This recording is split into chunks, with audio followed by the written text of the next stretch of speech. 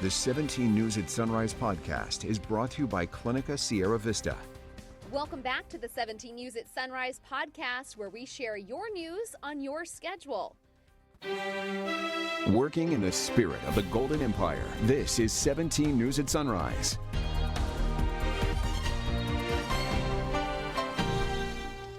Hey, good morning, everyone. It's 5 a.m. Thanks for waking up with us. I'm Maddie Jansen alongside Elena Rusk.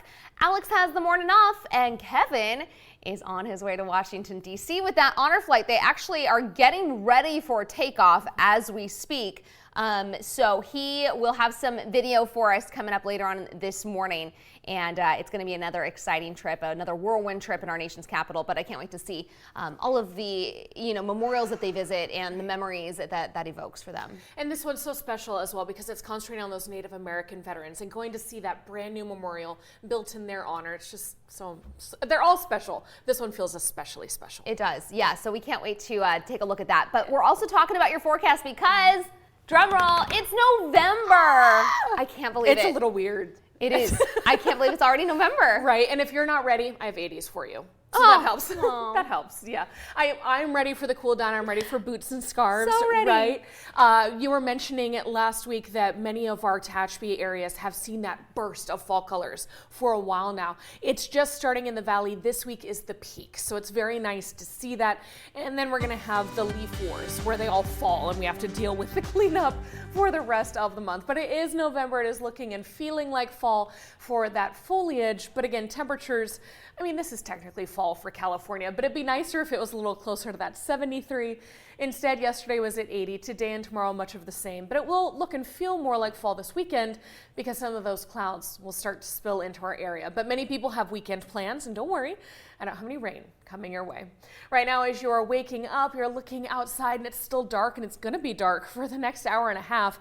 The sun isn't coming up until after 7 a.m., but that will change with the time change this weekend. More on that and what our daylight hours will be doing as of Sunday coming up. But for now, while you wait for the sun, 49 in Bakersfield as the day goes on.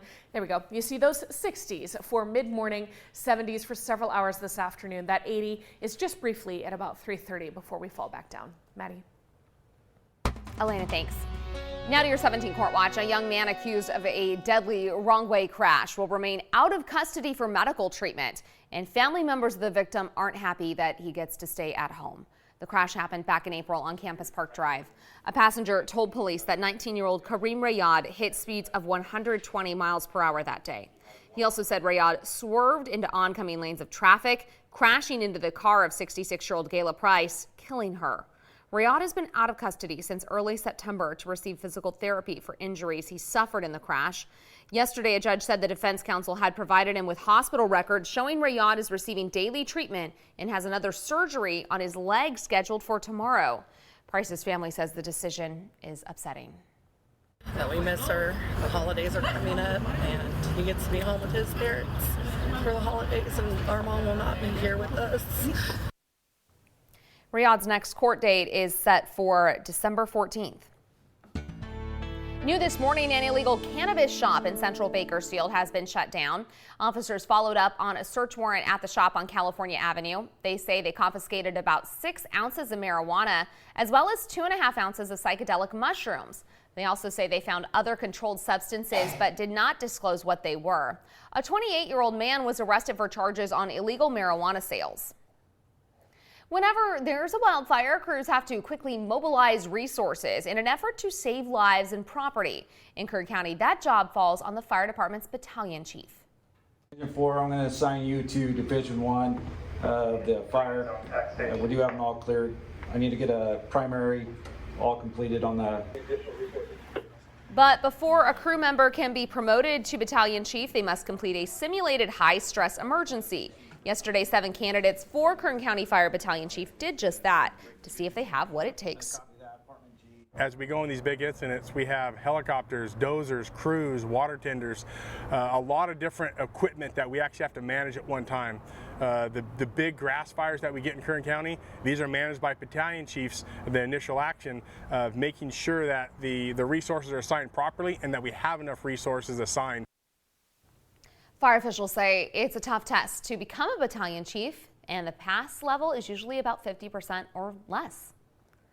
17 News is your local election headquarters. Bakersfield Congressman Kevin McCarthy will have company on the GOP side of the ballot in March if he decides to seek re-election in 2024. David Giglio of Clovis is eyeing McCarthy's seat in the House of Representatives. He says McCarthy has failed Americans. 17's Jenny Ha reports. And Kevin McCarthy, to me, represents everything that's wrong with politics. Meet David Giglio, the 35-year-old Republican challenger to Kevin McCarthy. Giglio says he's about getting things done for the American people, which falls under his being a quote-unquote America First Republican. Is calling you a MAGA Republican accurate? I will wear that label, but I don't think it's a negative thing. I also think a MAGA Republican is kind of the same thing as an America First Republican. You know, to me, make America great again means all the things I just talked about. And I think that's what President Trump was talking about. All the things he talked about, meaning setting term limits for politicians so people like McCarthy, who's been in Congress since 2006, can't overstay their welcome. This an area he says he's open to bipartisanship on, and investing in infrastructure, securing the border, and solving the water crisis. To Giglio, Kevin McCarthy is the poster child of inaction. He made a ton of promises because he spent his whole life wanting to get that gavel, and he was willing to say and do whatever he needed to do to get his hands on it, but he didn't actually intend on delivering those things. He calls the 8 Republicans who voted to oust McCarthy as courageous and says he would have done the same. Jenny Ha, 17 News. McCarthy did not respond to our request for comment on Giglio's campaign and his multiple calls out of the congressman. All right, your time is 5:07, and as we mentioned just a few minutes ago, our Kevin Charette is live this morning with another group of Honor Flight veterans. This is a very special group of all Native American veterans, and they're already on board their plane, getting ready to head to the nation's capital. Kev, how's it going so far?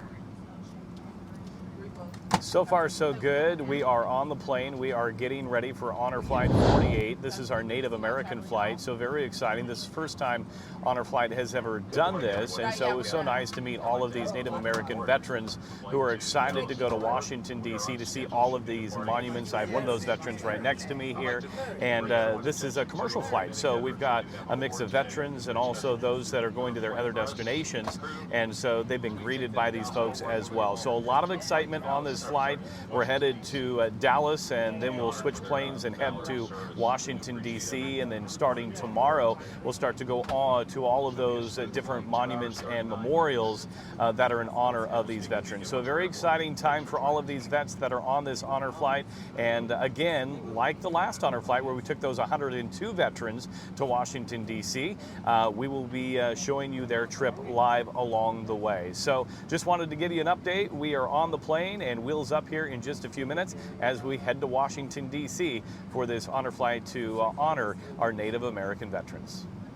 So exciting, Kev. What's the feel among all the veterans who are ready to go this morning? Are they excited? Are they nervous? They're very excited. In fact, some of these veterans haven't flown on a plane in many, many years. Some of them said they've never even been to Washington, D.C. So this is going to be a trip. Not only they get to take a flight, but they're more excited to see all of these different memorials, especially the memorial that is dedicated to our Native American veterans. So they're looking forward to that as we head to D.C. and they'll be able to see that here heading into tomorrow and Friday. All right, Kev, we can't wait for you to take us along with that trip. Thank you so much. We'll talk to you in a bit.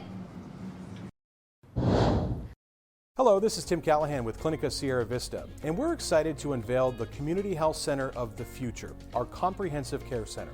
It's located right across the street from Memorial Hospital. We have every service under one roof, from family medicine, OBGYN care, dental services for adults and children, behavioral health, and much more. So find your way to better care at Clinica Sierra Vista this year at our Comprehensive Care Center. Visit our website, clinicasierravista.org, for the latest on this project. We'll see you soon. Some of us are just waking up from our Halloween candy hangovers, and many tend to celebrate the spooky holiday and get a little competitive. Some stayed in, though, last night at the new Esports Center in Bakersfield. 17's Michaela Armstrong has more. Trick-or-treating? More like trick or gaming. Here at the Bakersfield Esports Center, where the room is filled with dozens of computers, multiple television screens, and snacks. The doors open at noon, and St. Golston came right after work to beat the gaming rush. Golston says after finding the center last week, he has returned every day since. I feel like I can be more of myself in here than I can when I'm working or even when I'm at home. Golston says he spends 2 to 3 hours during the week gaming at the center and all day on the weekend. And according to the owner, Jason Maples, the place is frequently packed with gamers day and night. Yes! Maples says though many spend the holiday out, for many who game, esports is their social event. When they come in here, they see an environment that's unlike anything else that's in this town. They can play video games, they can play board games. They can't do that anywhere else. I even got in on the fun too. It's cool! Yay! Well, we play. Playing Connect 4 on an infinity game table, a digital game board, one of the many ways you can play inside. I've actually made a lot of friends due to me gaming, both online and real life. And I would say that some of those friendships are some of the best ones I've had in years. As for whether esports is a new Halloween tradition, Mabel says it might be time to add it to the list. I grew up in the era of going door to door and stuff, right? But it definitely is probably one of the safest ways to go about, because you know where your kid is, you know what they're doing. You can even come down here and hang out with them. Michaela Armstrong, 17 News. Working in the spirit of the Golden Empire, this is 17 News at Sunrise.